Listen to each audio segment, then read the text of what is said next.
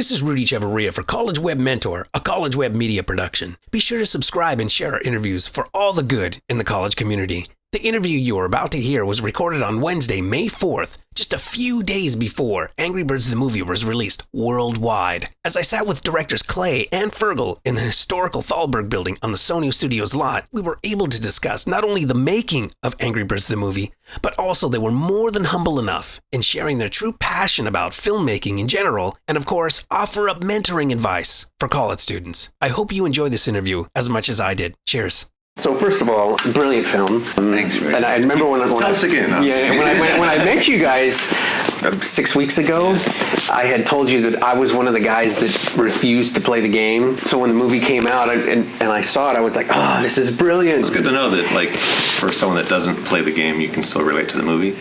Yeah. Great story. Good. Going into the film, did you guys base off the selection of the music, for example? You know, Black Sabbath. Oh yeah. Bands from the 80s, 70s. Is that because you were of that generation, so you kind of felt like, all right, well, let's put music in this way? I mean, I think it was, partly the music that we liked. I mean, one of the things that really sticks out at me early on, we cut this sequence. You remember this? We cut this when the birds first start firing. We cut Beastie Boys' Sabotage. And, that song is so expensive. There's no way the Beasties would actually give us that song. But tonally, it was like this kind of like, there was an energy to it and a sort of a cool factor to it, that we knew that this is kind of not normal for animated movies to use this kind of music. So we definitely didn't go into it planning to use needle drops, like these tracks that we just put into the film. Yeah. Right. But we tried it a few places and we're like, wow, this actually works. And the choice of the songs, it's more of these songs, most older songs that are well known have a cultural shorthand.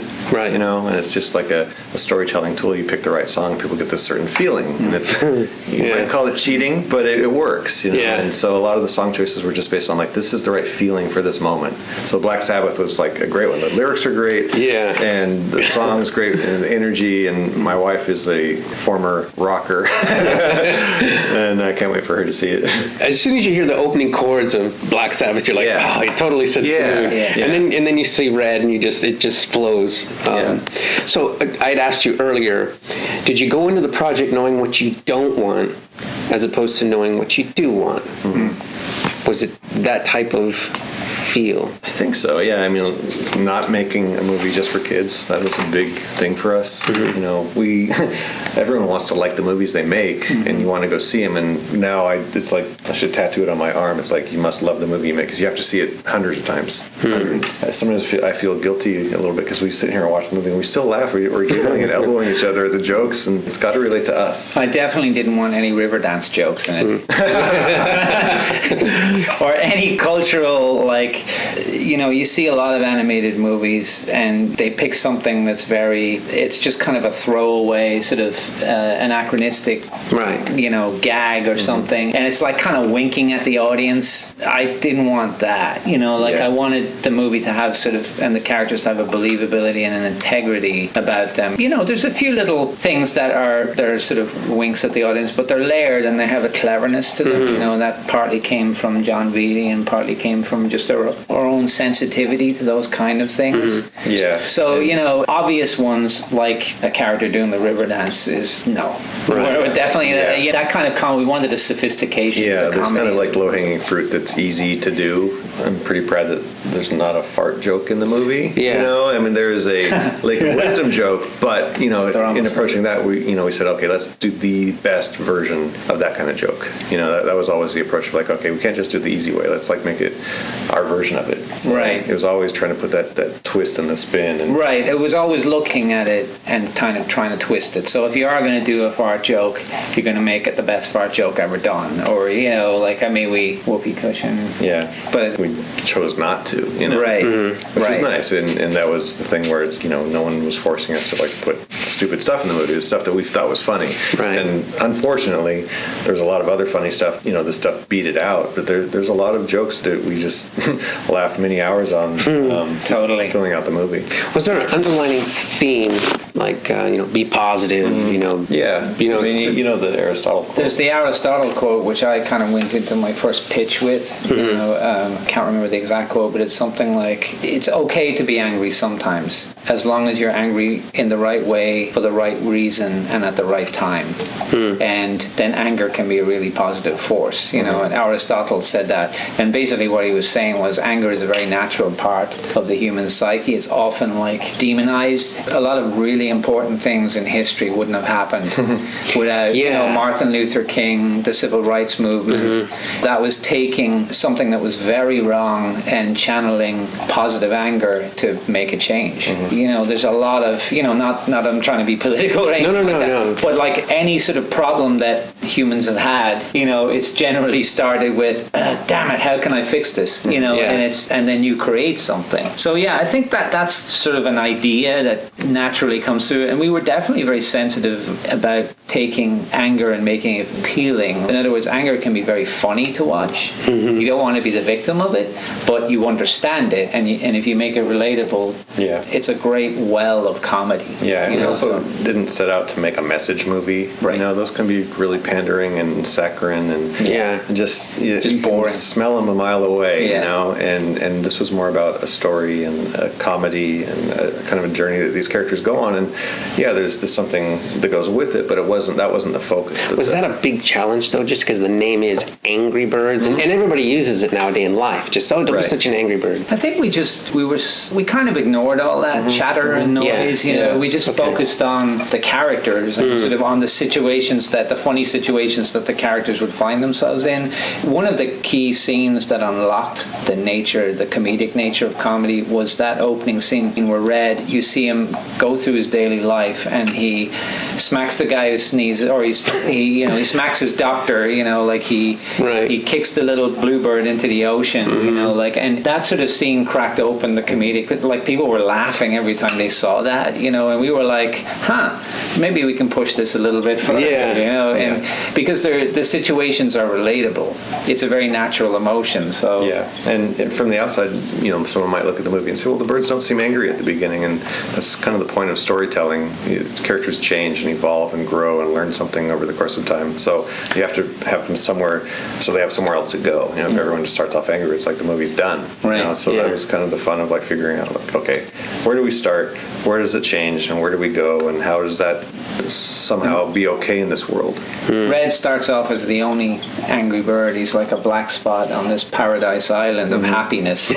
And then his anger, he's the catalyst for like the angry birds realizing their potential as angry birds, And if somebody stole your kid, you'd be pretty angry about it. So that was brilliant that you actually had the characters admit to him, we were wrong. Watching the film, that was just like, wow, that's cool, because they were admitting they're wrong. And nowadays, people don't admit that they're wrong. They don't say I'm not wrong. I'm glad you that, because it wasn't originally like that. It was still kind of took them a while to come around, but we decided kind of halfway through working on that section, it's like, no, they need to kind of like acknowledge. Yeah, that was a huge step, big risk for you guys, and that was brilliant. And it totally also allowed us to kind of like, I was going to say slingshot the story into Act 3.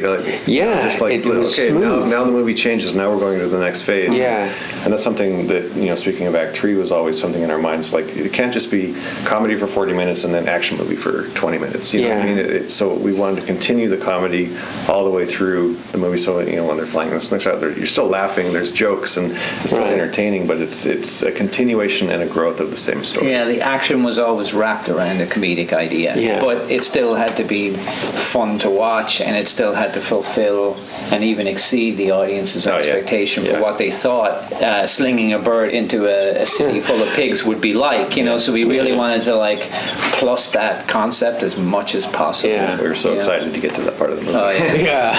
I was able to interview Maya, Jason, and Josh. Awesome. Brilliant. And I asked, in Hawaii, right? Yeah, and I asked them, is there any part of that character that is you?